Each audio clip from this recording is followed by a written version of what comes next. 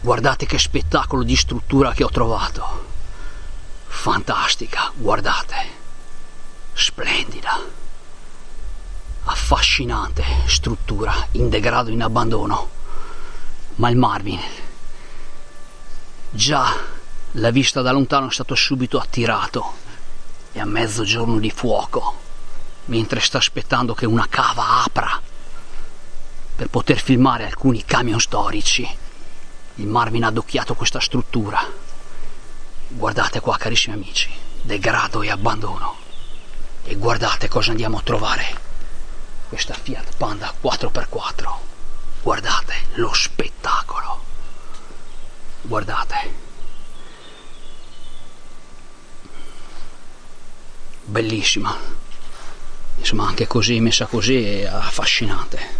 Guardate, artistica. Insomma, qua il Marvin cogli l'attimo. Abbiamo portato a casa anche questo pezzo di storia. Guardate qua, carissimi amici, nel silenzio totale di questa favolosa architettura abbiamo trovato questa Panda. Poi direte voi se vi piace o no. Ed eccoci qua, carissimi amici, questa Panda 4x4. Guardate, amici, spettacolo. Guardate, diciamo uno spettacolo artistico, diciamo, insomma, gustatevi quest'arte, spettacolo. Non apro la porta perché ho visto che c'è già invasioni di api. E guardate, bellissimo, bellissimo posto, affascinante per noi appassionati di degrado e abbandono. Però per noi il degrado e l'abbandono è arte. Guardate qua, carissimi amici, fantastico posto. Il Marvin è riuscito a scovarlo. Buono, dai, almeno le mie ferie non sono andate proprio a vuoto. Temevo il peggio, temevo di non trovare nulla.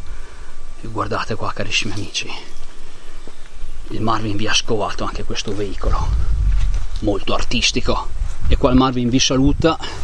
Niente, sono un po' questi luoghi, un po' ci mettono un po' di paura, perché chissà chi ci possa essere qua, carissimi amici. Insomma, mi ricorda un po' la vecchia Talcementi di Trento, insomma, che non sono mai entrato proprio perché c'erano strani personaggi che insomma la pelle bisogna portarla a casa.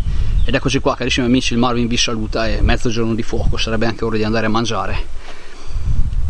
Non bevo da un paio di ore, insomma, non ho neanche fatto colazione, niente. Per la caccia, la fame e la sete, il Marvin c'è.